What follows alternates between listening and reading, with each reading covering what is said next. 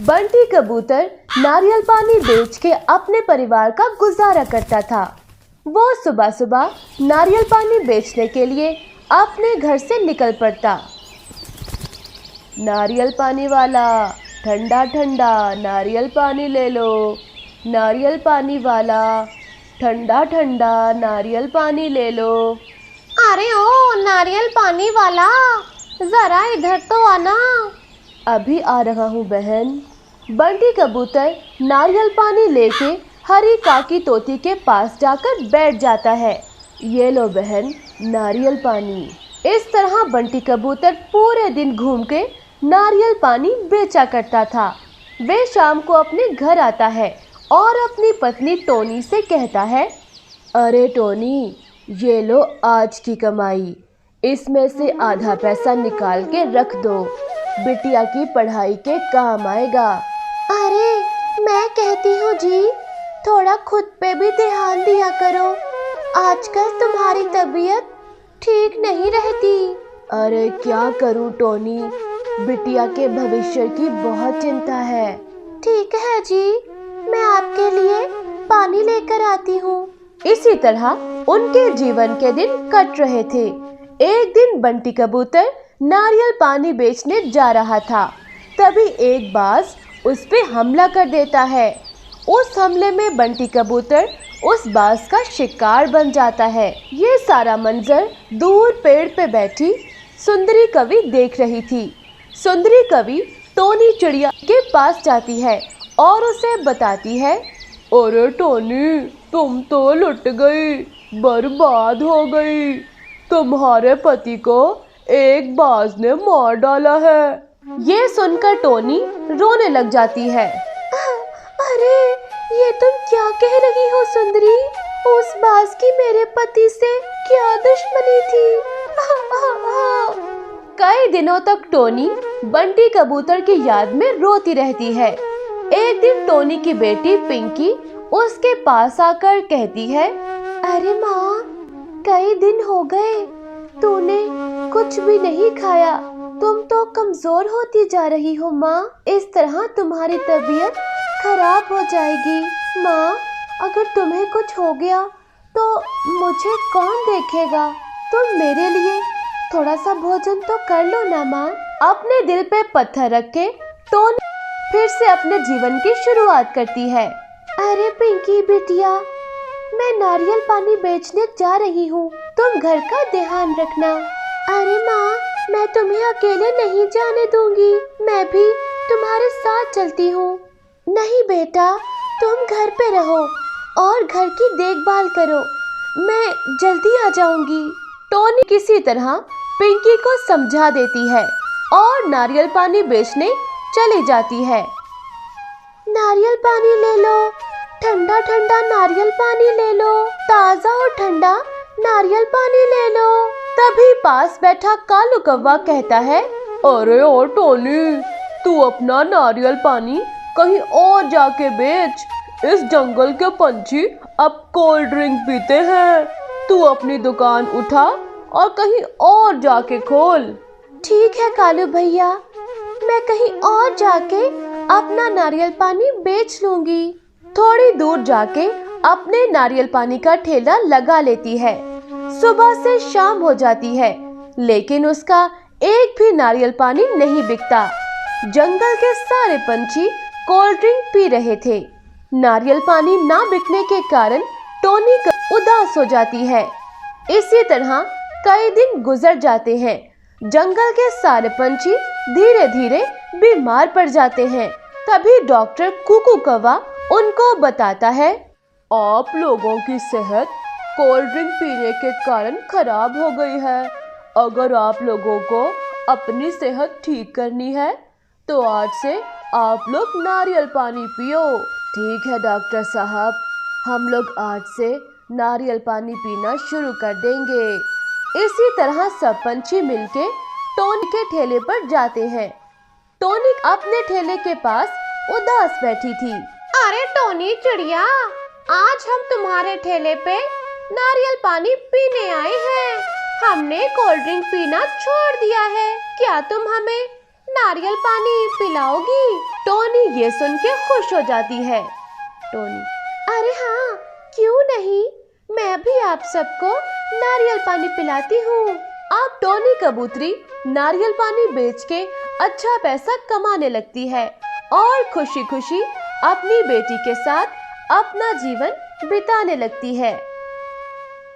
एक समय की बात है कि रानीपुर का जंगल बहुत हरा भरा और सुंदर था। उस जंगल में तमाम पंछी बहुत शांति और सुख के साथ अपना जीवन बिता रहे थे। उस जंगल में 4 मित्र मीनू चिड़िया, कालू कौवा, मिट्ठू तोता और बोनी उल्लू रहते थे। उन सब की दोस्ती की मिसालें सारा जंगल दिया करता था। एक शाम वो सब मित्र बैठे बातें कर रहे थे। अरे मित्रों, आज मौसम कितना अच्छा है। दिल चाहता है आज कोई काम ना करूं और बस बैठ के ठंडी हवा का मजा लूं। ऐसा लगता है कुछ समय में बारिश भी होगी। अरे हाँ, मौसम तो अच्छा है, लेकिन सच बताऊं, अब मेरा जंगल में दिल नहीं लगता। सोच रहा हूँ शहर चला जाऊं और वहाँ जाके कोई काम करूं। अरे दूर के ढोल सुहाने होते हैं, शहर में जंगल जैसा जीवन कहाँ मिलेगा। वहाँ ऐसी आज़ादी बिल्कुल नहीं है। मैं 1-2 बार शहर जा चुका हूँ, लेकिन जंगल जैसा जीवन कहीं नहीं है। हाँ कालू भैया, मिट्ठू भैया ने ठीक कहा। शहर की जिंदगी बस दूर से अच्छी लगती है। जंगल में हमें जीने की कितनी आज़ादी है और साफ आबो हवा भी है, और यहाँ पे हम ताज़ा फल भी खाते हैं। ये सब हमें और कहीं नहीं मिलेगा। अरे इस आजाद जीवन और आबो हवा ने मुझे क्या दिया है? मेरा एक कज़न शहर में रहता है, उसकी ज़िंदगी की क्या ही बात बताऊं। मैंने फैसला कर लिया है, मैं शहर जाके रहूँगा। तमाम मित्रों के समझाने के बावजूद कालू कौवा किसी की बात नहीं सुनता और अपना घर और जंगल को छोड़ के शहर चला जाता है। जंगल के तमाम पंछी पहले की तरह अपना जीवन बिता रहे होते हैं। कालू कौवे के मित्र उसको अक्सर याद भी करते हैं, लेकिन कालू कौवा शहर की जिंदगी की रंगीनियां देख के उनमें खो जाता है। अरे मित्रों, हमारा मित्र कालू कौवा शहर जाके हमें भूल गया है। उसने तो कभी हमें मिलने का भी नहीं सोचा। हाँ मिट्ठू भैया, कालू भैया तो लगता है सच में हमें भूल गया है, लेकिन मेरी प्रार्थना है हमारा मित्र जहाँ रहे खुश रहे। लेकिन उसे हमें मिलने तो आना चाहिए, ऐसी भी क्या मसरूफियत, वो हम सबको एक बार मिलने तो आ सकता है ना। दूसरी जानिब कालू कौवा शहर जाके बिल्कुल बदल गया था। उसके ख्यालात भी बदल गए थे। वो गांव के जीवन और वहां के पंछियों को बेकार समझने लगा था। उसे अपने पुराने जंगल के मित्रों से मिलना भी बिल्कुल पसंद ना था। अरे अच्छा हुआ, मैंने शहर आने का फैसला कर लिया। जंगल में तो मैं अपना समय बर्बाद कर रहा था, वहाँ के जाहिल गवार पंछियों के साथ। उन्हें क्या मालूम शहर की जिंदगी कितनी सुंदर और मॉडर्न है। कालू कौवा शहर में सुबह से रात तक बहुत मेहनत करता और फिर पैसे कमाता। काफी समय के बाद उसे एहसास होना शुरू हो गया कि शहर का जीवन कितना मुश्किल है। जंगल में उसे बहुत आज़ादी थी, लेकिन वो इस बात को मान नहीं सकता था, क्योंकि उसने सबकी बात को टाल के शहर आने का इरादा किया था। उसे अपना जंगल और मित्र बहुत याद आ रहे थे। सुबह से रात तक वो इतनी मेहनत करता कि रात में बहुत थक जाता। अरे मेरे सब मित्र बिल्कुल ठीक कहते थे, जंगल जैसा जीवन कहीं नहीं मिलेगा। लेकिन मैंने उनकी एक ना सुनी काश मैं उनकी बात मान लेता। कालू कौवा अपनी सोचों में गुम बैठा था कि वहां पर शहर के बदमाश कौवे आ जाते हैं। वो उसका खूब मजाक बनाते हैं।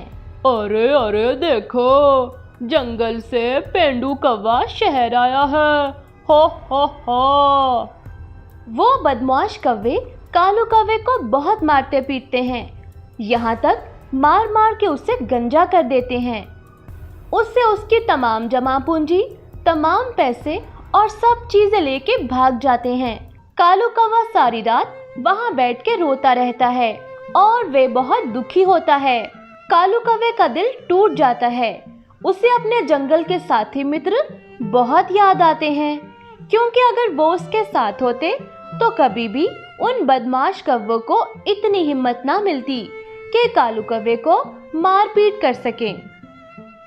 अगली सुबह कालू कौवा वापस अपने जंगल में आ जाता है और अपने मित्रों से मिलता है। उसके मित्र उसकी हालत को देख के परेशान हो जाते हैं। कालू कौवा उनको सारी बात बता देता है और बहुत ज्यादा रोने लगता है। अरे कालू भैया, हमने तो तुम्हें पहले ही कहा था कि जंगल जैसा जीवन, मित्र और आजादी शहर में नहीं मिल सकती।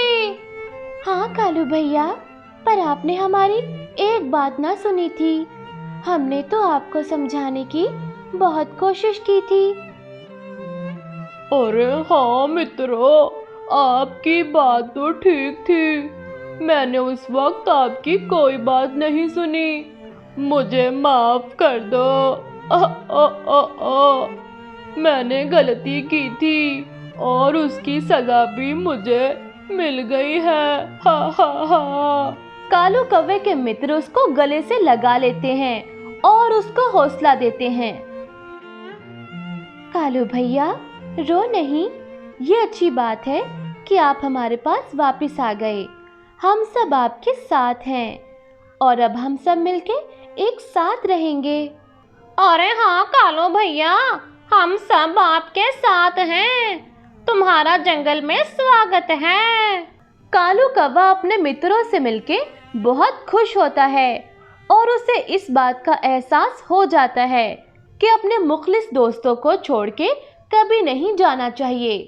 तो प्यारे दोस्तों, इस कहानी से हमें ये सबक मिलता है कि हमारा जीवन हमारे मित्रों के साथ है। उनसे अलग होके हम किसी मुश्किल का सामना नहीं कर सकते।